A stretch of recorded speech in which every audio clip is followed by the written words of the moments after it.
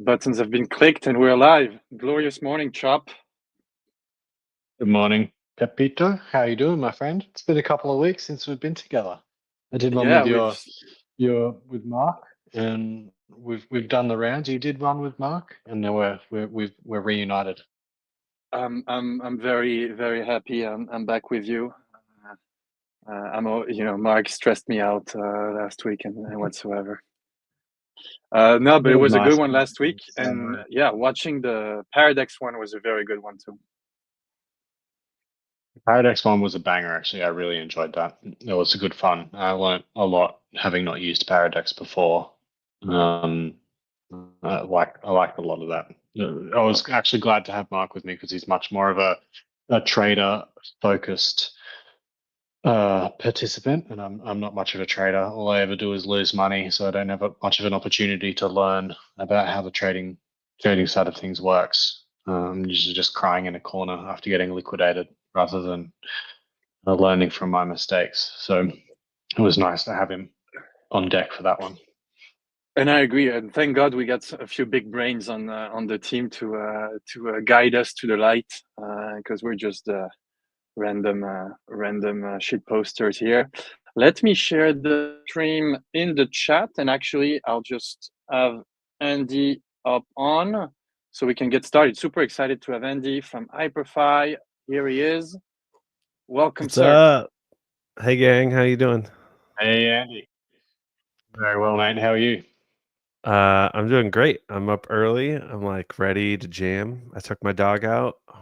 Got a good drink of water here. Feeling good. What kind of dog do you have? You're just waking up. Yeah. I'm in the States. I have a golden retriever. She's 1 year old. She's very good dog.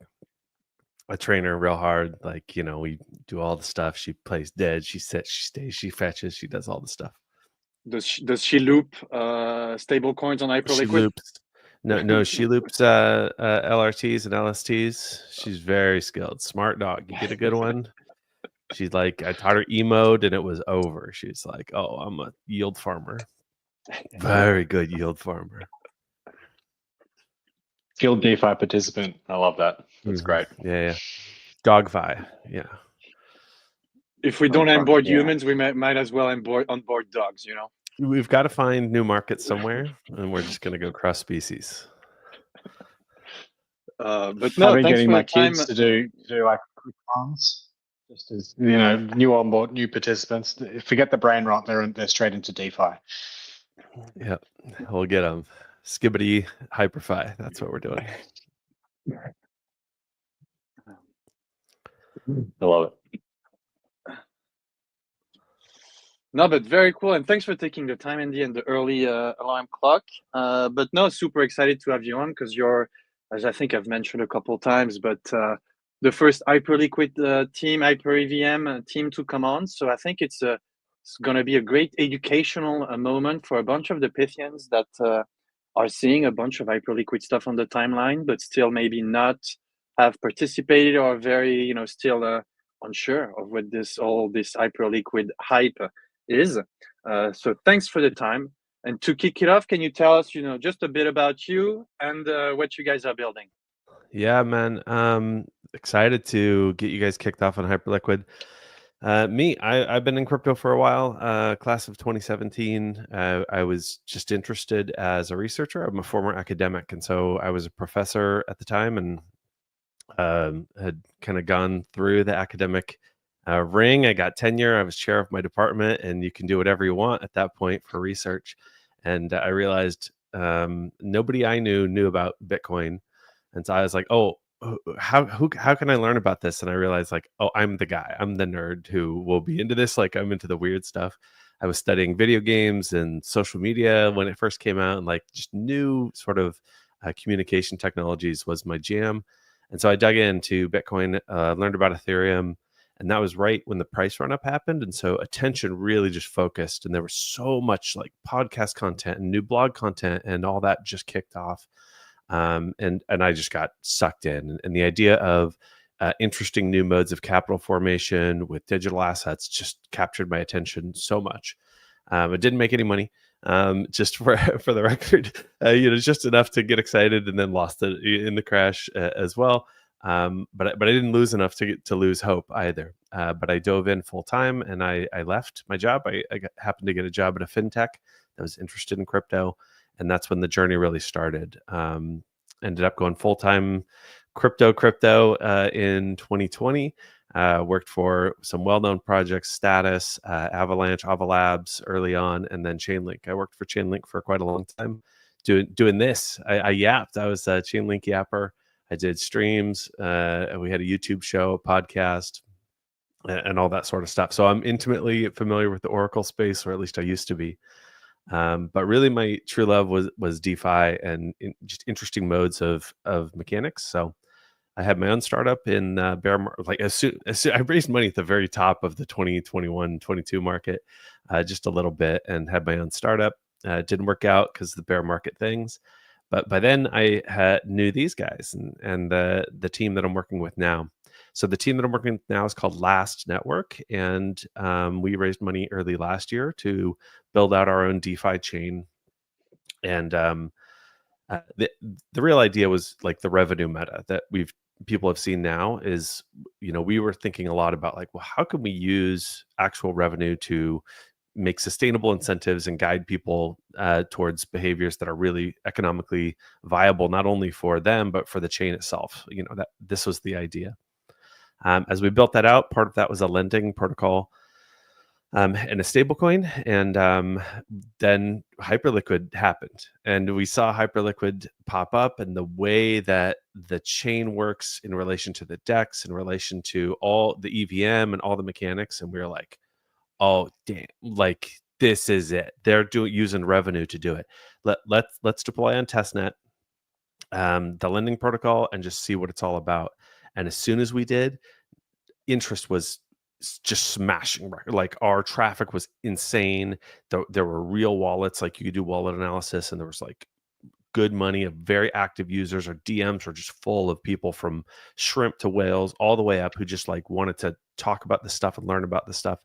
And so it was a no-brainer. So we deployed into this community, and all the mechanics and the way Hyperliquid works, like it just fit. So we took that branding and we took the lending protocol and the stablecoin, and we put it onto Hyperliquid day 2. I think we launched as soon as the EVM was live, and it's been up only ever since. Is really the answer. So HypurrFi is that's me. That's my background. I'm like a dude. I'm in crypto. I've been around for a while. I'm easy to find usually. But HypurrFi is a money market. Okay, let me rephrase. Hyperliquid is all about debt.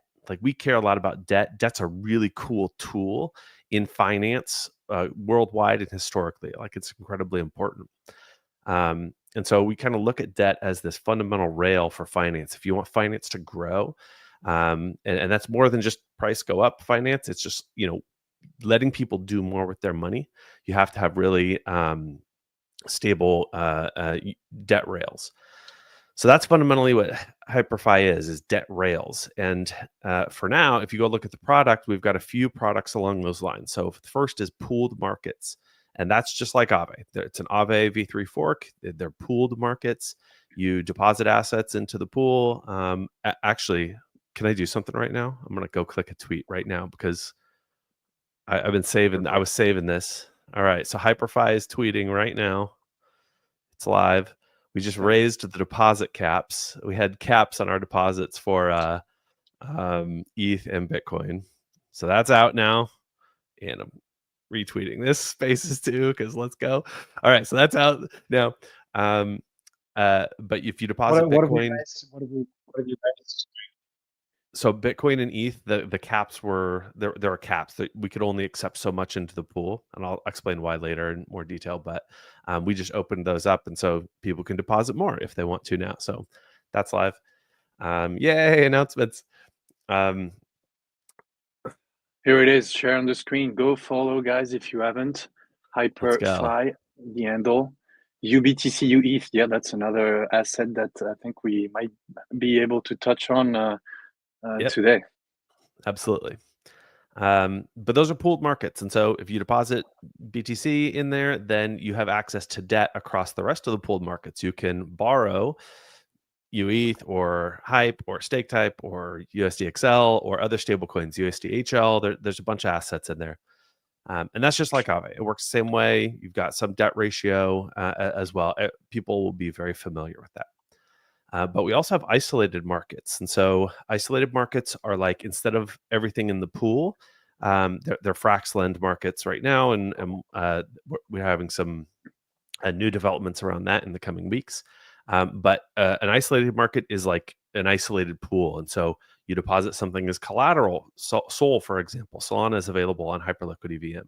But if you deposit Sol, you're not actually lending it or borrowing it. You're just using it as collateral. And somebody else will supply a stable coin or another asset, whatever it is.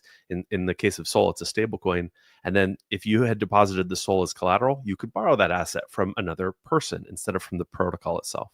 So like there's two different debt products. We've also got a stable coin, which is a fork of Aave's Go. And it's a CDP. It's functionally a CDP. But then we're also adding treasury yield to the back of that with M0 as well. We've got a number of other sort of debt-related products in the pipeline that are coming out that I won't get into now, but that's what we're really focused on, is giving people access to do stuff with their assets against their assets in debt. And a lot of our philosophy and the way that we build this, one, it's we build for users. What do users want? What do they say they want? We don't just like come up with weird ideas and ship them. It's when people consistently ask for something, give them that. And so we get real users. And then two is revenue. Like we make sure that we are a profitable protocol so that as we build, we can build a sustainable, very long-term focused approach. That is our goal. That's what we really care about. And as we get into Hyperliquid, hopefully those two things align and people can see why we're doing those things. Hey, everybody. That's HypurrFi. That's me. That's Andy. Good to meet you.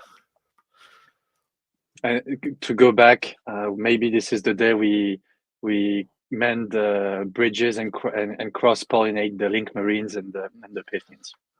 You know, use tools that you need. That's what it is. Like you know, we don't need to get into the whole thing because I've been in all the chats, you know, and all the days.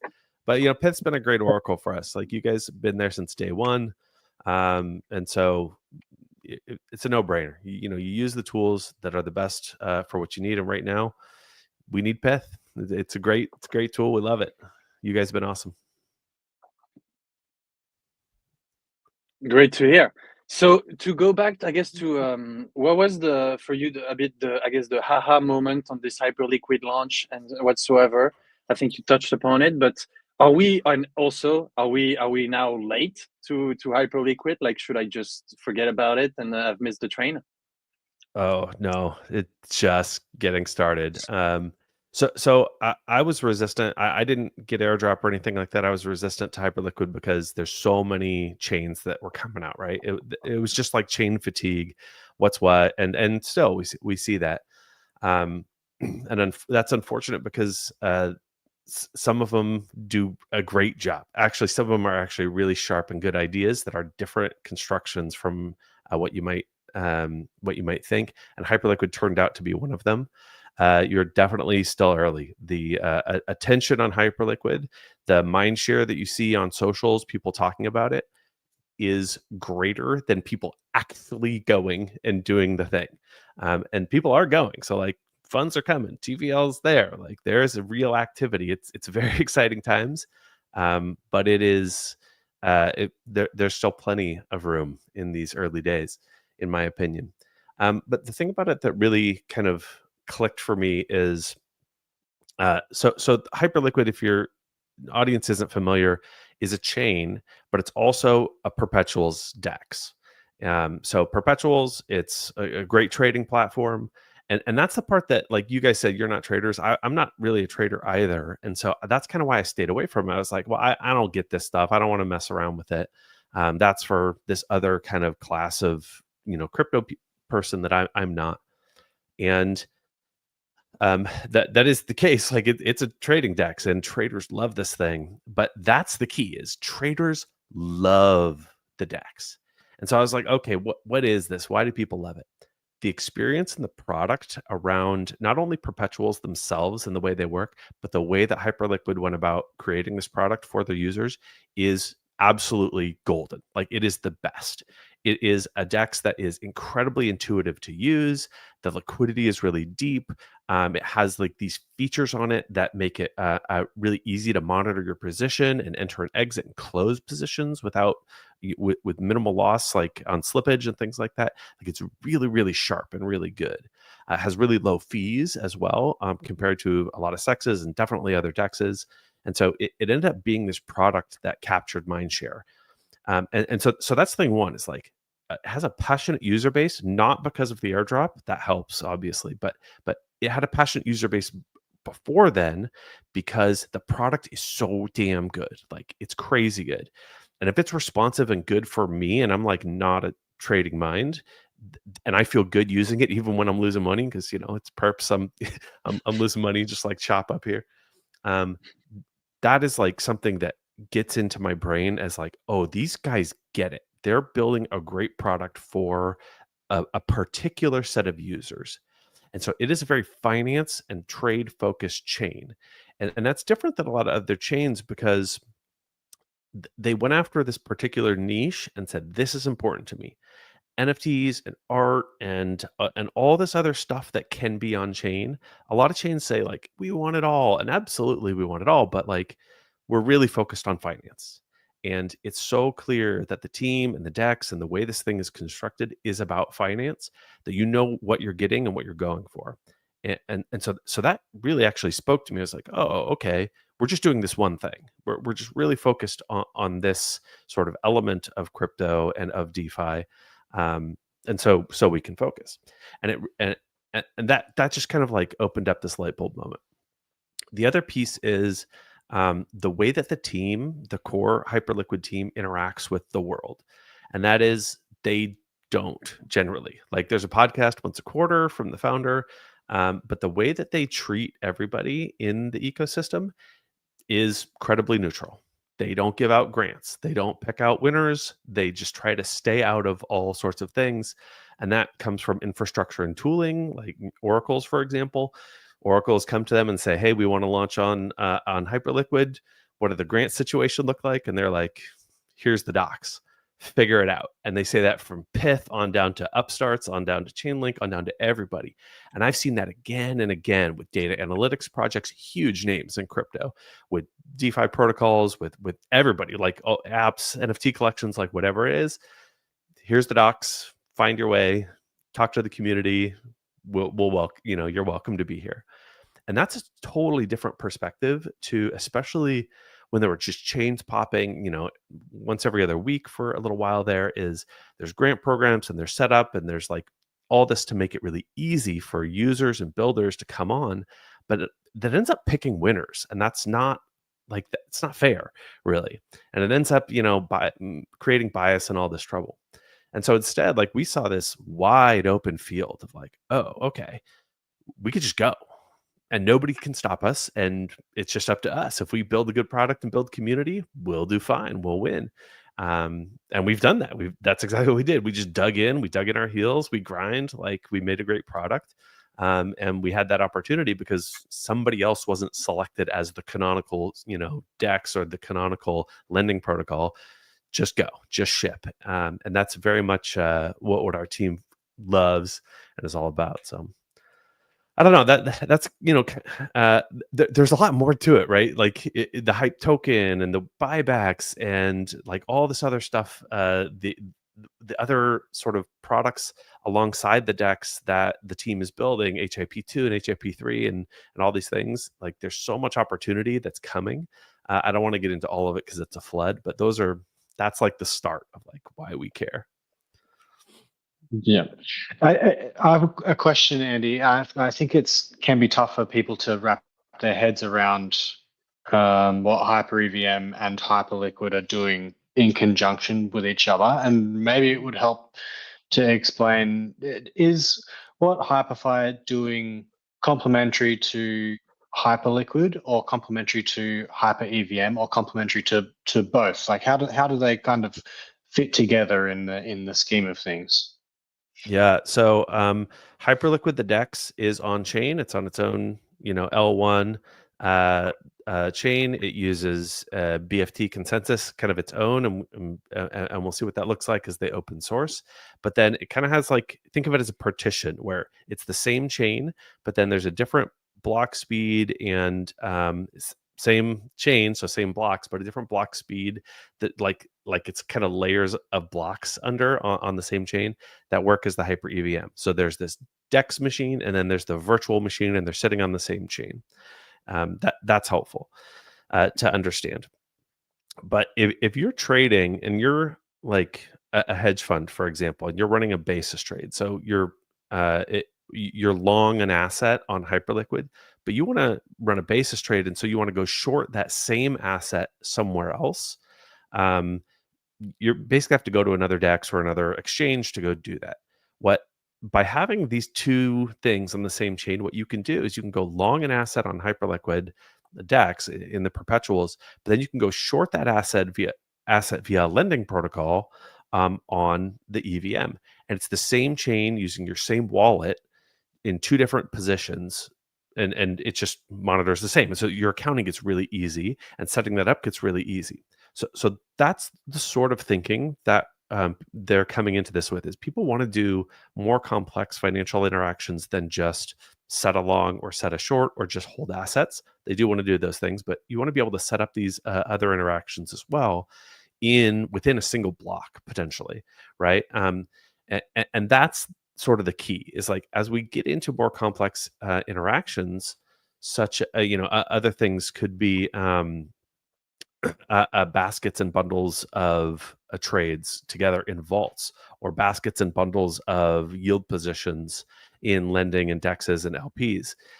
Then you can do that all together. And there is incredible demand to be able to do that from especially large books who, to deploy a position is a little more hassle than me just clicking a button and saying, sign go, is to be able to do that.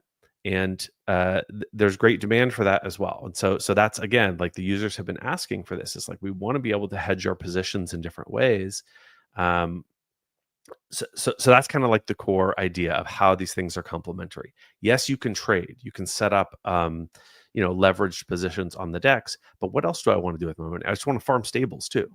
Okay, let's enable a place, the EVM, which has all this great construction through vaults that we've seen over the years in DeFi on awesome, platforms, Curve and Euler and Aura and Balancer and Convex and all these sorts of tools. Well, let's enable that on the EVM as well, so that people can do both. So you make your gains on your Bitcoin long, but you want to pull it out in stables, but you don't want to just sit on your stables. You want to go farm those stables potentially. Well, that's an easy transaction. Right now, the EVM can read what's happening on core, we call it. So the Hyperliquid, we call it core, that's the DEX, and the EVM. And there's something called read precompiles, where basically you can see what's going on from EVM. The contracts can see what's going on core. What we're really looking forward to, the community and builders in particular, is write precompiles, which is actions that happen on core. My dog's freaking out over here. Can trigger actions, can trigger contracts on the EVM as well.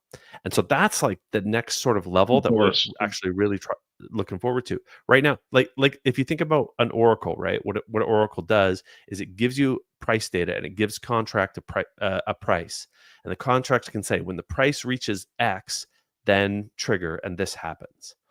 The difference now is it doesn't have to be a price. It can be any action on core that acts just like another contract. When you get liquidated on your position, it triggers this, right? Your position hedges and closes over here because now that position is over and it self-closes.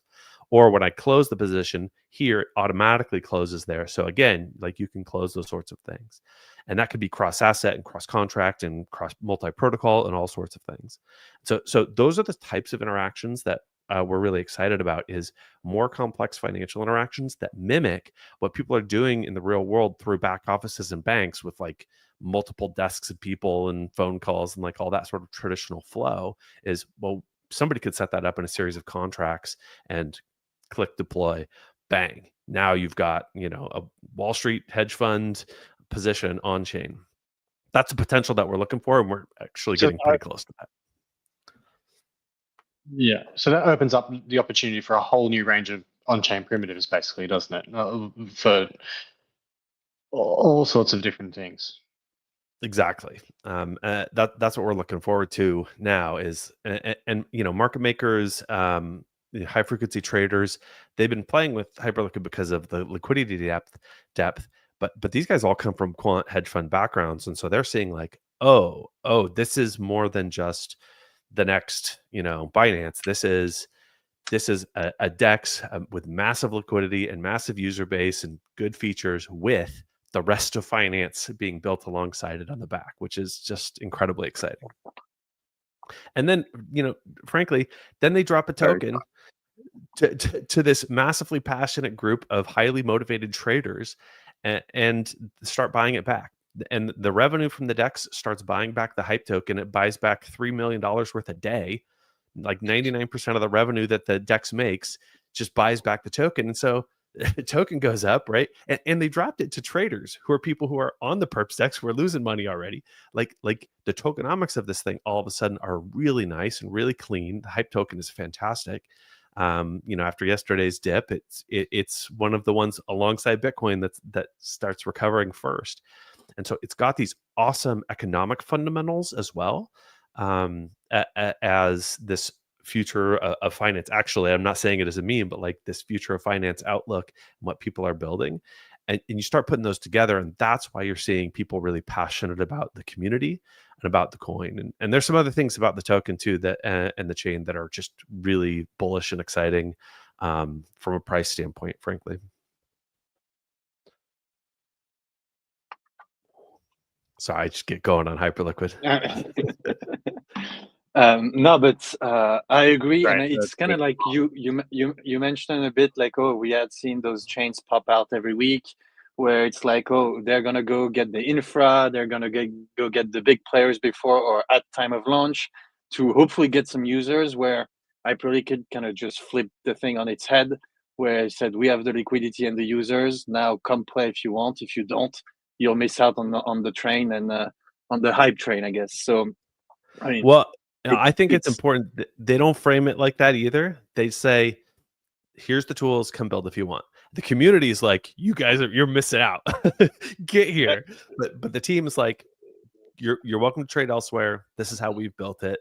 We think it's economically sound, and come and build here. And that's, they're trying to stay neutral, right? Not too crazy bullish, not too, get out of here, screw you. And so it feels genuinely fair. And so coming to build here, it's like, okay, solve the problem and get here. There's a market of people that want to use their money. It's not a market of people who are only speculating. They want to use their money. Lending, we did lending because people don't want to sell their hype. They want to hold their hype. Okay, well, what do you want to do with it? You want to just sit on it? No, they want to lend it, and then they want to borrow against it and go do more with their money. And so like that was the fundamental reason for lending in the first place. And all the lending protocols, it's like, okay, people can deposit their hype, they can borrow stable coins against their hype, and they can go trade more perps. Like that's the easiest play on Hyperliquid, is you just take you borrow USDT and then you take it to core and you flip it to USDC and you go long or short on whatever it is. That's the easy trade. And that's what we see again and again, is these highly motivated users. They're financially sophisticated, and so they can, manage multiple positions, and they want to do stuff with their money. So that's just incredibly inspirational coming from crypto, where it's been so speculative and so, just bag biasy. This is really like, all right, how do we create utility for these people? And that's what I'm about. Like I got some assets, right? I got some Bitcoin. I don't want to just sit on it, but I'm not going to sell my Bitcoin. Bitcoin's a good asset. Like I've liked Bitcoin for a long time, but I want to do more with it than just sit on it. Like, how do I borrow against this thing? So that's the jam right there. The user experience is so amazing. I've recently kind of ported a bit of my personal portfolio to Hyperliquid, bought some hype, and even like today, I had bought some buddy, and I was like, hey, what can I do with my buddy from Hyperliquid? So I just kind of bridged to the EVM and supplied into an HypurrFi buddy pool. So I mean, and it's a couple clicks, super easy, and everything is super like wallet experience. I mean, it's using Rabbi or whatsoever, but it's just a breathe, and yeah, I mean, I'm getting more and more bullish as a user on Hyperliquid and the whole ecosystem.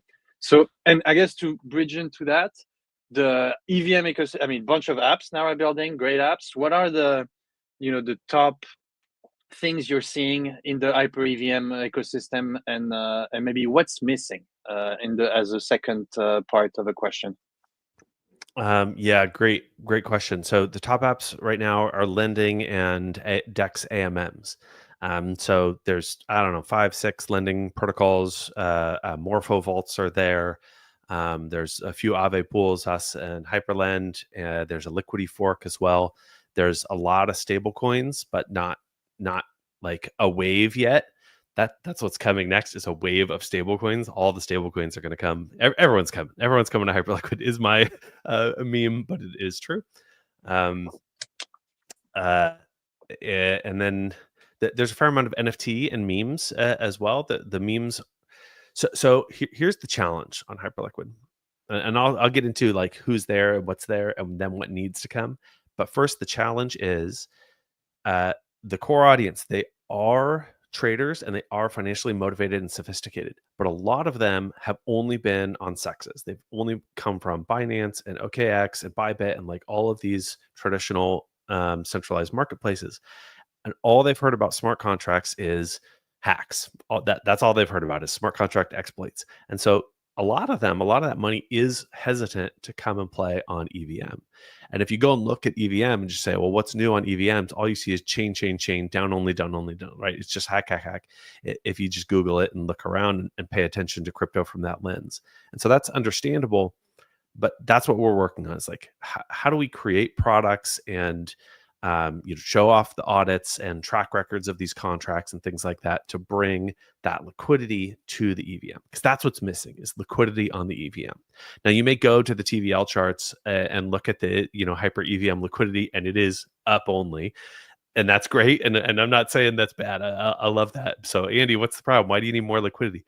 Well, we need deeper liquidity. We want to bring more, because a fair amount of that TVL is rehypothecated, right? People have staked their hype, they're borrowing against it, and then they go buy more hype, and then they kind of loop things around DeFi. And so we still do need more liquidity on chain to be able to do more sophisticated things. So for example, we had these caps on ETH and Bitcoin. There's only so much we'll take as deposit, because if people take a lending position against their Bitcoin, and that needs to be liquidated, price drops 20%. It happens in crypto. And that Bitcoin needs to be liquidated, then all of the lending protocols need to be able to liquidate positions against that Bitcoin. That means we're selling that Bitcoin. So we need liquidity to be able to sell that Bitcoin. And right now, there's not an atomic interaction where we can, the contract can liquidate that Bitcoin into the core market book on Hyperliquid. So right now, those things are still separate, because we're waiting for those precompiles and some other tooling to happen to be able to do that in a trustless manner, in a verified manner on chain. And so those AMMs, that other sort of highly used app on the EVM, there's kind of 2 large ones and a lot of up and comers. The 2 big ones are Kitten Swap and HyperSwap. They've got just a ton of the liquidity.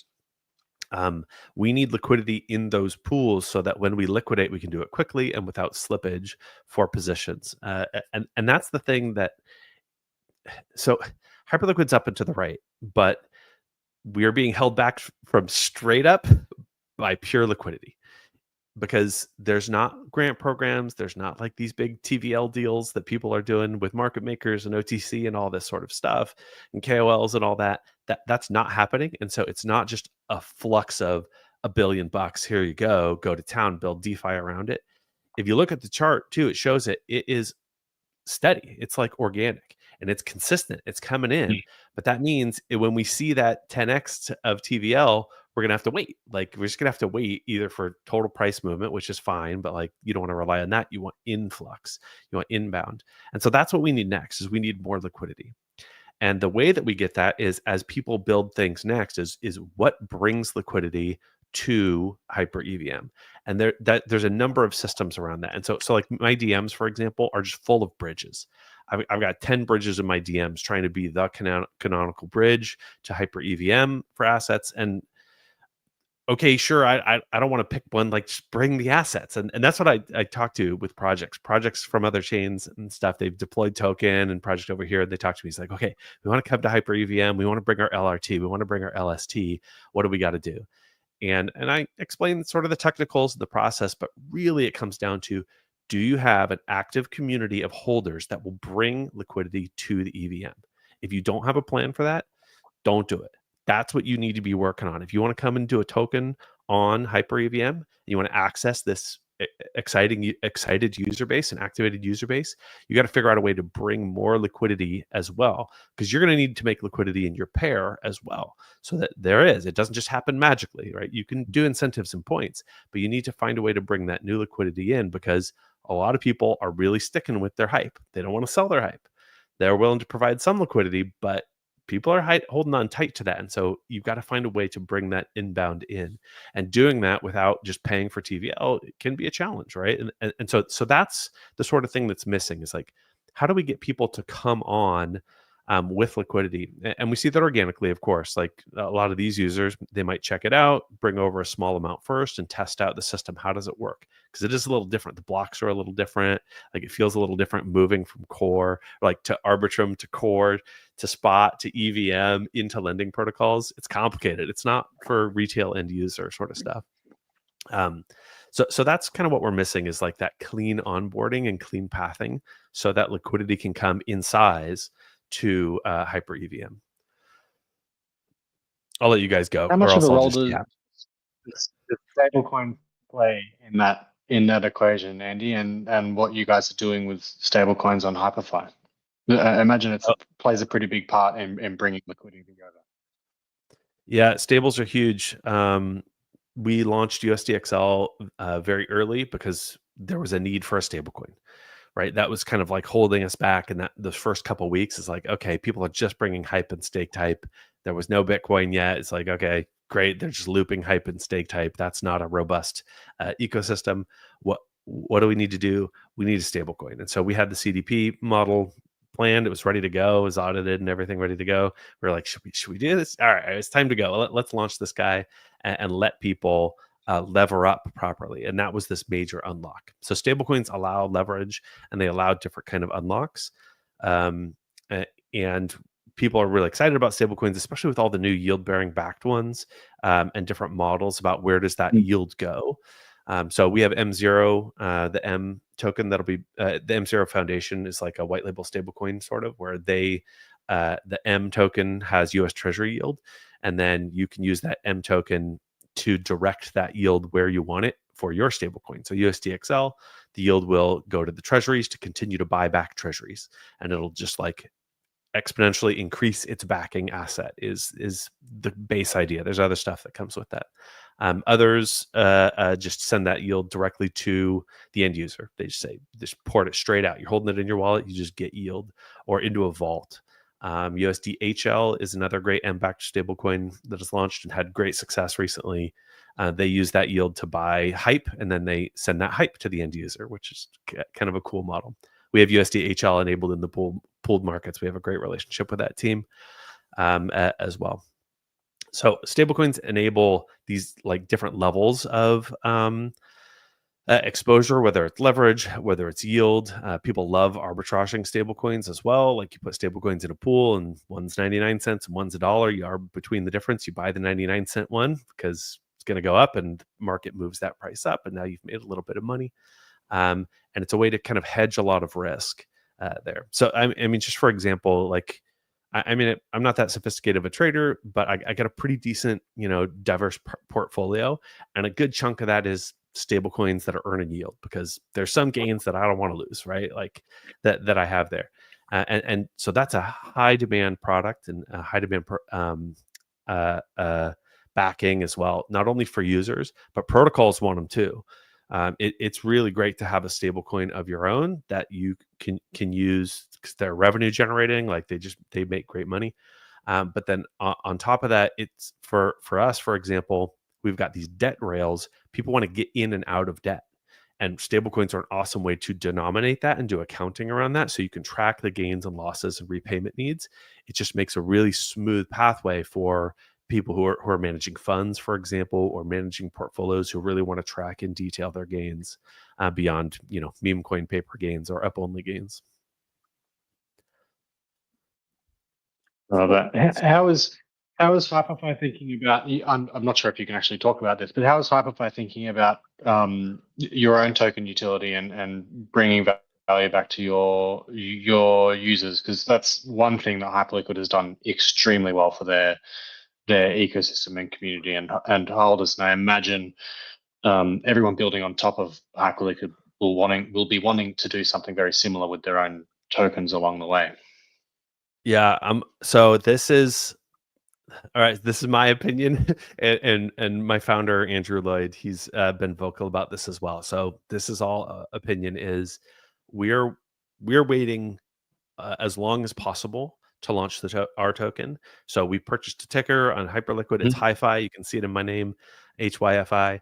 But there's no timeline. So everyone be clear. We have a points program. We have no timeline, and we don't really want to just put that out there right now, because right now Hype has done such a good job of tokenomics and a token that there's no reason to just unless there's like really clear this is critical to the protocol right now and the way the protocol works right now, there's no reason to launch a token because people just want hype. So let's just hold off until we launch the features that are really clearly aligned where you need this token. And so we think a lot of the projects on Hyper EVM are doing the same, is they're just holding off and saying, okay, this isn't going to, I don't want to go up against hype right now. Like this isn't going to be something that I want to fight against hype. There have been a couple of launches of tokens. And so when you look at those, I think they're quite smart. The most recent one is the Kitten token came out, I think it was Monday, and V Kitten came out, and that's Kitten Swap. It's a V DEX. And so you need the V mechanics to, point gauges and emissions and that sort of thing. That's how the liquidity engine works with V DEXs. You also have seen the Loop token come out from the Loop type team, and they, launched a very small amount of it and then have a ton vesting for other stakers and things like that. And that is governance for looped staking positions. And that's actually a really interesting one as well. That's doesn't have quite as much love as Kitten right now. Kitten's really exciting to people right now because V economics, like the first epoch is up today. And so emissions are going to come out. It's all, very DeFi. And then there's meme coins as well. All right, buddy, Pepito mentioned. There's Rub, and there's a couple of like Purr and Pip, and some like classic meme coins from the core decks that have come over as well. HFun, another great one. So when we think about token, is because we have a large active user base and because we have revenue, we don't need to launch token like right now. We're not in a super hurry. That's not the product. We need to focus on the product and make sure the product is as good as it can be, that the protocol is profitable and sustainable, that the users are happy and actively using for a very long term. We don't have any TVL deals. Like some projects, this is just common in crypto, is like you launch a project, but you've made some deal with a market maker or a hedge fund or KOLs to come deposit millions of dollars to inflate your TVL early on to kick that flywheel. We haven't done that. And so we don't want to rely on a token speculation and token to do that for us. Instead, we want to make a really good product that people want to use, and then have our own sticky TVL or sticky users, sticky loops and flywheels so that people will use it. And then we'll figure out what does that token look like for everybody else as well. I hope that answers. But you do have a points program? Did I hear that correctly? Yeah, points are up. Points are live. I think we've got 3 weeks of points that are displaying. But then we've been tracking points since launch. And so that backfill will come hopefully this week. We're not trying to keep secrets, and that's it. Hopefully it'll come Friday. And we'll see if we can get it out this week. If not, it'll be next week. But it better be this week. I want those points. Points. Yeah, we got a points program. And you can see, like, if you go to HypurrFi, there's a points button, and you can kind of see where to earn. It's linear, so but then there's multipliers, and so we use points to kind of tell people here's where things matter for the protocol. And so there's some like 10x points multipliers on USDXL, that's our stablecoin, and USDT LP pairs, for example. We need liquidity for USDXL because people want to swap in and out of it. That's really important to the protocol and what people want to do for USDXL's utility. And so there'll be a 10x multiplier there. Or there's like 3x multipliers for Hype deposit or something. I'm not sure what it is right now, so don't quote me on that. Whatever the website says, that's the canonical one, because we need Hype. People want to borrow Hype. People want to do the Hype looping trade. And so we incentivize people to deposit Hype in that way. So yep, points are live. You can go. We've got people who are excited about points, great partners who are working on points with us and programs and things like that. Points. Everybody loves points. Everybody loves points. Yeah. Until you deploy a points program, and then you're like, Yeah. I actually wanted to ask about Hyperliquid's moat and how you feel about that, because we have so many different chains and products launching all of the time. I'd be curious to know what you think is and is not defensible about what Hyperliquid has got going on, and what's sort of stopping somebody from coming up with something very similar and sort of just forking Hyperliquid and going ahead and doing whatever they're doing. Well, it's not open source yet, is one, so you can't just fork it.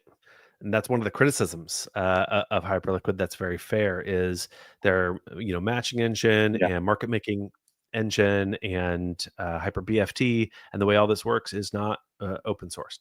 And so there is some trust factor there, and the trust factor, the way that I reconcile that personally is the team has said they are open sourcing in time and they are decentralizing over time, and they have consistently done that. They have demonstrated that, and it's not all at once, but there have been steady steps, and I've seen that very consistently from the validator set. At first it was 5 and it was all the team. They said we're going to open that up and decentralize it, and everyone's like, okay, put up or shut up. And then they did, and they said here, okay, and it was a small amount, and then they've opened that up to, I think it's 16, and then they're 5 as well. So they've consistently done those things. And so, but there is a little bit of a trust in there. And so if you really care about this stuff, go look at the record, go look at the backlog. What has the team said that they were going to do? What have they done? How has that worked out? Why did they make the decisions they make? And judge for yourself. And some people are uncomfortable with that, and that's fine. Go be a maxi. And Chop, I think that is an opportunity for competitors, and there should be competitors. I encourage competitors. I want competitors for HypurrFi, because that pushes us to say, like, okay, if users prefer this, what is it about that? And what do I need to do? And I can make that judgment as a builder myself, and the Hyperliquid team can do that too. If users genuinely like this and are not just speculating on a points program about this other product, that pushes me to be better and pushes that demand. And so that's, I would say, bring it. Absolutely. Please bring it. So far, what we've seen is teams are trying to do this, and you just see it on the timeline. It's speculation for points programs and airdrops, or people who have missed the Hype airdrop and want to just get another one because there's probably room in the market for a second best. Like that's fine. Like I'm fine with that as well. But what's the moat? Make a great product, right? What was the moat for hotels? Like, okay, then Airbnb came and had this great offering, and it just hacked into hotels' bottom line hugely. And what happened? Hotels upped their game. Hotels got way better. Now Airbnb sucks, and it's cheaper to go to hotels. It's like on parity with Airbnb. Sorry, I'm an Airbnb hater. I just have bad experiences wherever I go. And that competition, although it took some time, that competition worked, and the hotel experience is so much better now. Dude, I just checked in and out of a hotel without talking to anybody. they took care of the room. They did all the stuff. I dropped my key. I leave. We do it all on email. Let's go, baby. They figured it out. That competition helped. And so I'm all for that. I'm very competition maxi when it comes to that. I'm not overly concerned about Hyperliquid's competitive edge right now, because they've got this huge head start and some products that like the HLP, for example, the Hyperliquidity protocol or Hyperliquidity pool. I think it's the pool that enable really sticky TVL and loyalty in there. And so the HLP, for people who don't know, you can deposit USDC into a vault, and Hyperliquid's market making engine uses user deposits, like consensual user deposits, to take the opposite position of shorts and longs. And so basically, you're taking the other side of a trader's perpetuals position, and most traders are bad. And so the HLP makes money, and they just give that out instead of owning that themselves and saying, like, this is our revenue engine. They say this is the community's revenue engine. And that's a tricky proposition. If somebody else can beat that and compete with that, then great. That'd be a great product. The team would love to see that, I'm sure, and compete on it. But there's a few things like that people will say, okay, well, that's a competitive edge right now. My money's already in there. Like, I'm going to stick with there. And if my money's in the HLP, I'm going to go trade there, because if I lose my money, at least I'm making money on myself on the other end. Literally happening to me yesterday. It's like, get wrecked in some positions.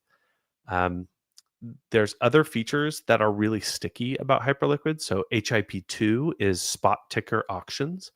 Listing. So listing on an exchange is this huge issue. How do you get listed on a Binance, on a Coinbase, on a Bybit, on a Kraken? And it's this like sort of vague process. You're not really sure. There's some wheeling and dealing. Does it cost money? Sometimes it does, sometimes it doesn't. Are there social media requirements? Is there liquidity requirements? Like, what does it actually take? Well, on Hyperliquid, it's very transparent. You go and you participate in an auction, and you pay in Hype for a spot ticker. And then who owns that ticker?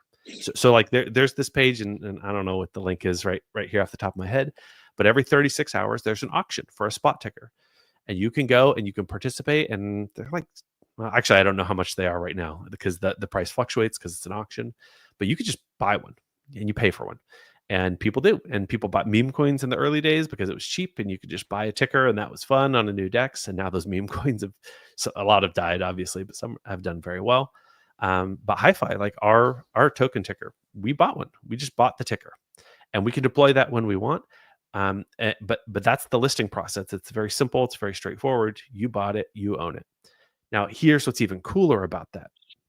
So USDXL, for example, we bought that ticker, and there's a spot ticker for USDXL against USDC. When people trade and arb that difference between USDC and USDXL, we get 50% of the fees. That's protocol revenue. We own the ticker, and we don't own it as in we own it. No, we paid for it. We own it. We get the revenue. Half the revenue goes back to the protocol, which goes into buying back Hype, which, right? So that's one of these mechanics that is incredibly sticky. Why would I go anywhere else? I could pay for a ticker cheap, like compared to going to every other venue. I could pay for a ticker cheap. I get the revenue for my own token volume. Like it's just like such a no-brainer. Like it's such a winning proposition. And there's other elements like that as well that the team has built into this. Oh, you broke up. I didn't. Sorry, Andy, I cut you off. It's such an interesting, novel way of doing things as well. That you're right. It seems like such a no-brainer once it's implemented and working in practice out in the wild, that people can see it. But it's really cool to see. I love it.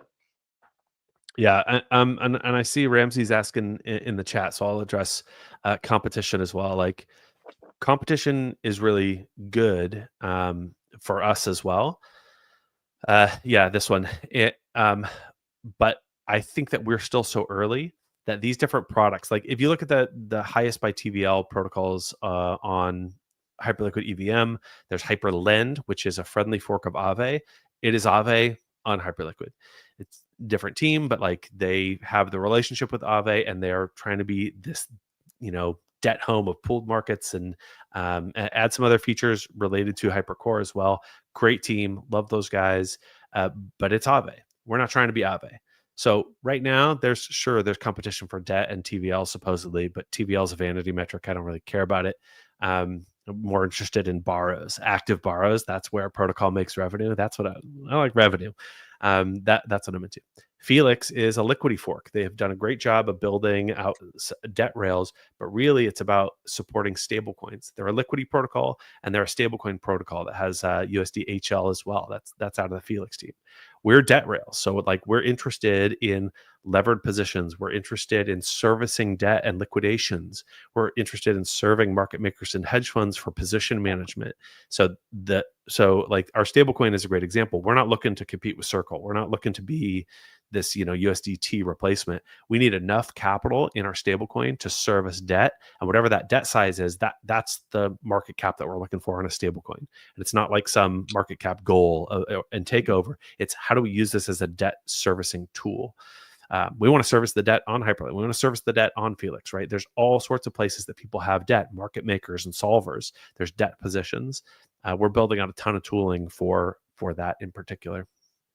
So yeah, they're competitors in the sense of there's limited capital on Earth, but on the other hand, we think the sky, the limit for the TVL and the assets that are coming to EVM is so vast that I'm not worried about competitors right now. We're worried about building a good offering, and those teams are as well. We know they are. We talk to them.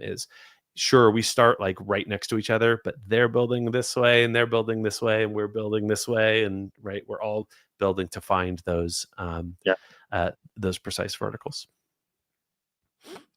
I mean, it's the EVM, right? Like it's composable. Awesome. So you deposit with us, and then you borrow, and then you go deposit with Hyperland, farm it all, like do your thing. We know people are doing that as well. Yeah, no, it makes a lot of sense. This has been extremely educational for me, Andy. Thank you very much. We're coming up on the hour. I'm trying to keep it tight. I've got like one final question for you, which I ask all of our guests at the end of our streams, which is what is one piece of advice that you would give to yourself or to somebody else coming into the industry now, knowing all that you do with all of the experience that you've got, if they want to get a foot in the door or get involved in crypto more substantially?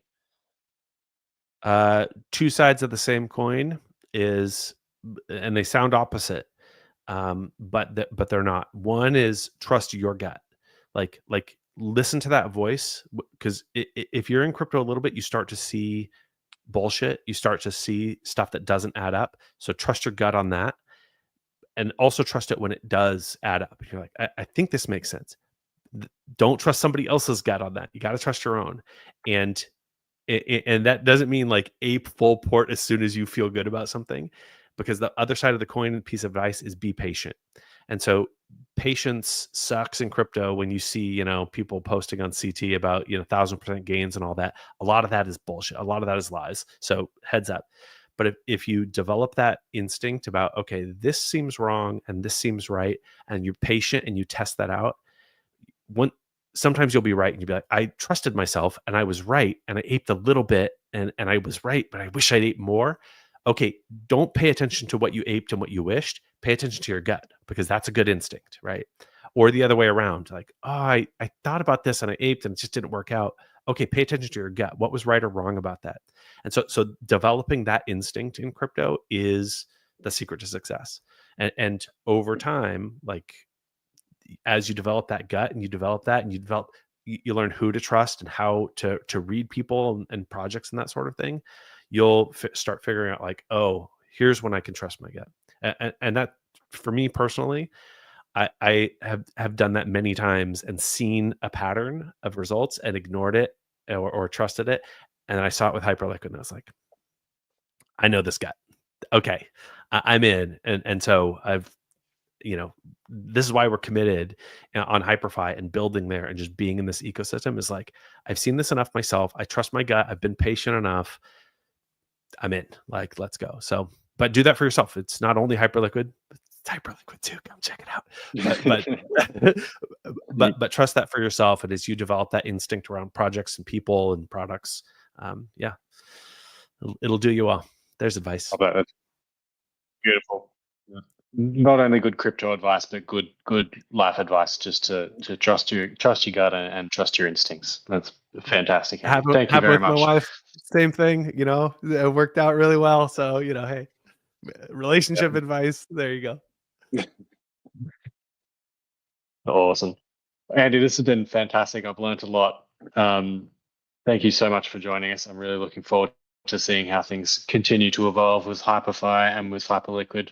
It's been a pleasure having you on. Pepito, It's been is there awesome anything to be here. you want to end? Yeah, well, let me plug real quick. So join our Telegram. It is a great DeFi chat. We've got brains in there. You can find it all on the website. Come deposit if you're can't quite figure out how to get your funds there. Come chat in the Telegram. There's people who will guide you. Talk in the main chat. Don't trust the DMs. There's scammers. Be careful. But happy to chat with people. Follow us on Twitter and Andy HypurrFi. This is my handle right here. And chat me anytime. Thank you guys. Thank you Pith. Thank you Pythians for having me. Appreciate you guys very much for having me today. We'll see you guys in the chats. Amazing. Thanks, Pleasure, Andy. man. Thank you. Damn. Could have gone another hour. We could have. I would have gained like a whole bunch of extra creases in my brain for that. That was really good. That was perhaps the most educational session we've done so far. Because I actually came in not knowing all that much about Hyperliquid, because I feel like probably many other people who are tuning in, I feel kind of like I'm a bit late to the party in a lot of ways. But I believe Andy, I'm going to have to dive in. I'm not late. We're still very early. Are you trusting your gut? And you're trusting your gut and Andy now. Yeah, exactly. No, amazing. Do you have a quiz, Chop? Because we skipped on last week. I don't. No quiz. No quiz this week. We'll be back next week with a quiz, though. I promise everybody. We'll get quizzed up for our guests next week. Yeah, don't know who that is. Away from the office at the moment. My setup's a mess. My phone is working as good as it should be. So yeah, my apologies to everybody who was waiting for a quiz there. The wild down under weather is hitting hard, but no. But thank you all for joining. Then it was amazing. I know I don't have any parting words. I don't know if you do, Chop. Right, we're good to go. Thank you everybody for joining. As always, it's been a pleasure having you along on the price of everything. We are beyond the price, and we'll see you again Wednesday next week, same time. Thanks for tuning in, everyone.